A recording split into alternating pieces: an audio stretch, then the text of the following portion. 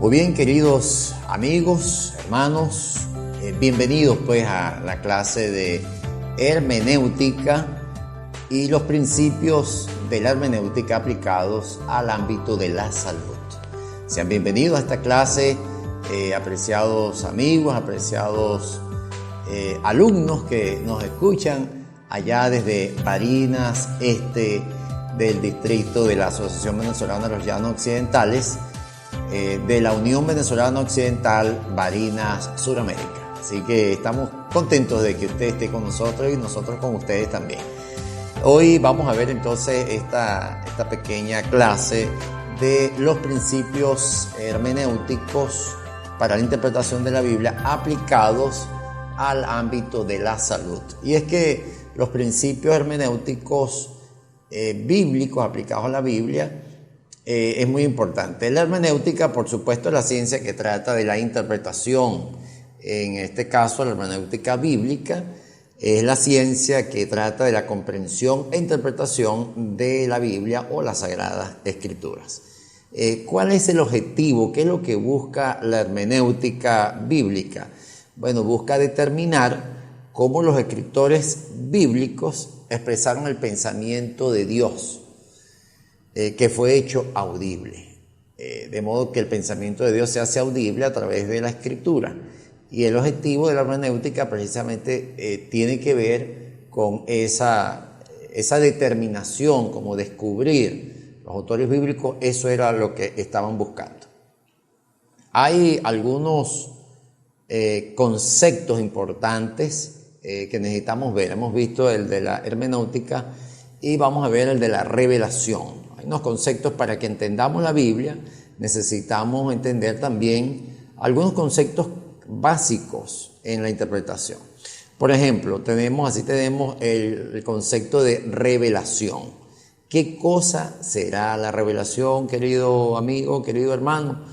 Bueno, en los términos aplicados a la hermenéutica bíblica, revelación es que Dios se ha revelado a sí mismo y ha dado a conocer su voluntad en declaraciones específicas de la verdad hecha a los profetas. Es decir, los profetas reciben como ese secreto, esa voluntad de Dios. El objetivo, bueno, de la revelación es comunicar el conocimiento de Dios. Los efectos que tiene esa revelación es hacer sabio aquel a quien los recibe. La inspiración es otro concepto interesante que tenemos que descubrir. Bueno, la inspiración no es más, es como ese trabajo que hace el Espíritu Santo habilitando al profeta, porque los profetas fueron los que recibieron la revelación, para comunicar esta de una manera infalible. Y la iluminación tiene que ver con el trabajo que hace el Espíritu Santo iluminando las mentes del oyente o de aquel que procura entender el significado de la revelación divina. Eso es iluminación, el trabajo que el Espíritu Santo hace entonces en la mente del que escucha o del que busca interpretar la palabra de Dios. Hay algunas presuposiciones de la hermenéutica adventista, ¿no? Las presuposiciones son, esta palabra tiene que ver con presuponer algo por anticipado. Es decir, manejamos ciertos conceptos cuando ya vamos a la Biblia, ¿no? Esto puede ser positivo, puede ser negativo también, porque podemos sesgar el texto bíblico, pero son principios que manejamos en la Iglesia Adventista y es un principio hermenéutico, principio para la interpretación de la palabra de Dios. Por ejemplo, el número 1 tenemos que la Biblia es la palabra de Dios, autoritaria. Cada afirmación de la Biblia es la afirmación de Dios. Número 2, la Biblia no contiene la palabra de Dios, es la palabra de Dios, que es una cosa muy diferente, ¿no? El número 3, la Biblia es la indivisible palabra de Dios, es decir, la palabra de Dios encarnada, escrita por supuesto con palabras humanas, por agentes humanos como fueron los profetas, por supuesto inspirados por Dios. Dice, toda la Escritura es inspirada por Dios, allí en 2 Timoteo 3:16.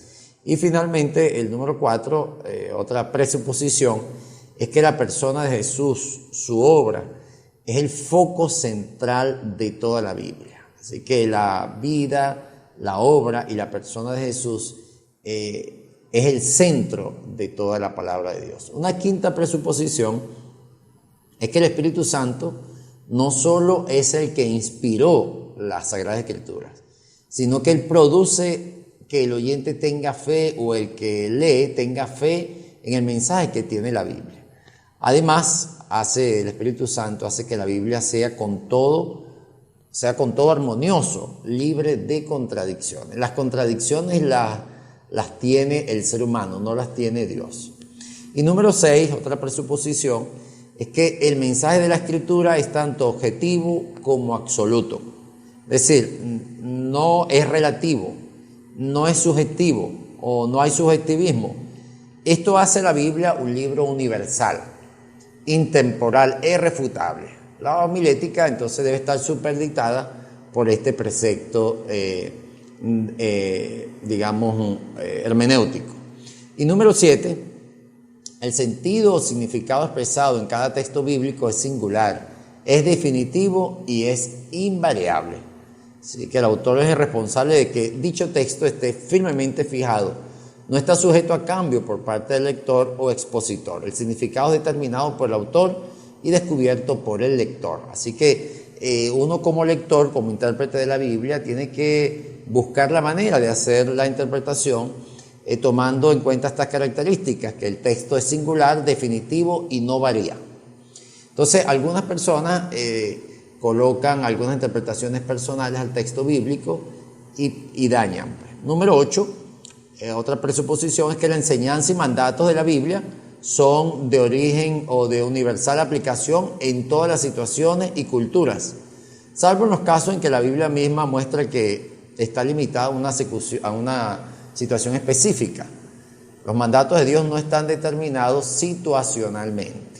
Por ejemplo, en materia de salud, el apóstol Pablo, hay algunos textos que parecieran indicar pues que habla en contra de lo que toda la Biblia habla en materia de salud y los beneficios que ésta reporta. Hay algunos textos, ¿verdad?, que parecieran decir esto, ¿no? Pero están limitados a ciertas circunstancias. El texto bíblico lo vamos a ver más adelante. La presuposición 9 es la finitud del ser humano, hace que sea necesario que pueda interpretar correctamente la palabra de Dios por sí mismo. O sea, se requiere entonces una interpretación cuidadosa, recurriendo a los principios bíblicos de interpretación que la Iglesia Adventista ha desarrollado a lo largo del tiempo. Y la presuposición número 10 es el gran conflicto, ¿no? El tema que se da por sentado cuando abordamos la Biblia es el gran conflicto. Por eso esto nos ayuda mucho a interpretar la Biblia, a ver la Biblia desde la óptica del gran conflicto. Por ejemplo, ¿quién tiene interés que la gente no sepa nada de salud? Una presuposición en la hermenéutica bíblica dice que es el enemigo de Dios, que estamos en el gran conflicto, y el enemigo es que no quiere que las personas tengan salud. Muy bien.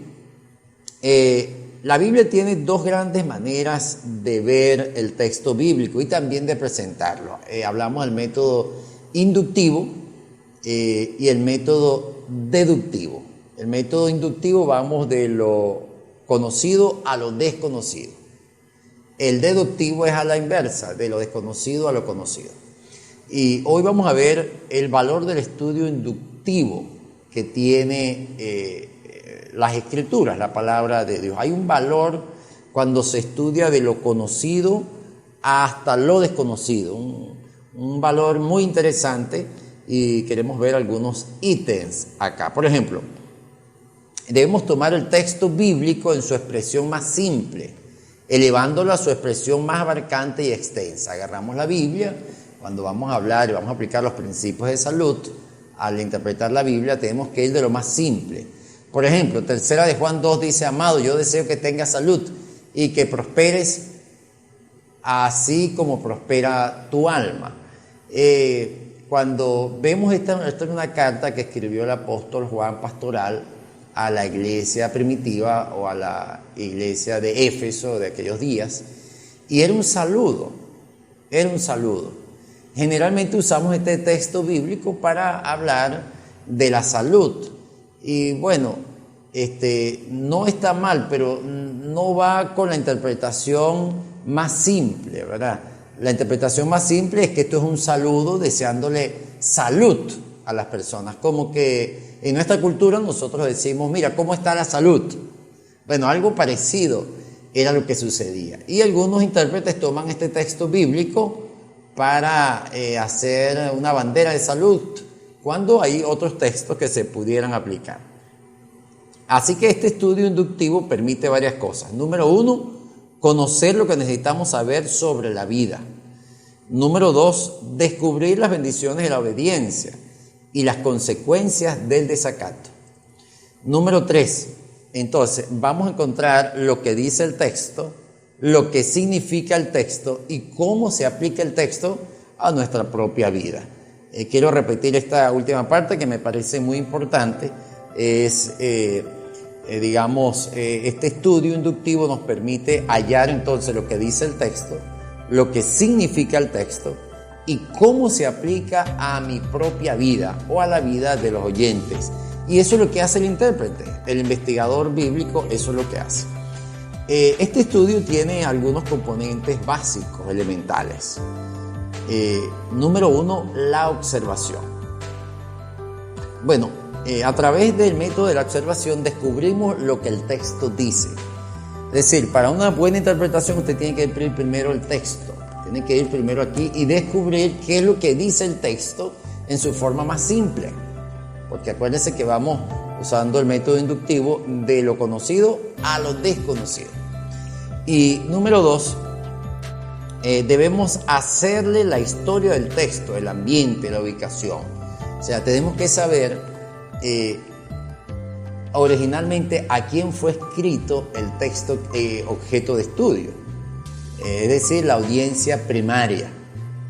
Eso es importante que usted como intérprete lo diga y sea muy bueno. Para eso tenemos que investigar. Hay herramientas, uno va ahora a la internet y puede encontrar mucho material. Puede buscar en los diccionarios, en los comentarios bíblicos, y le va a decir la audiencia primaria a la cual fue dirigida el texto.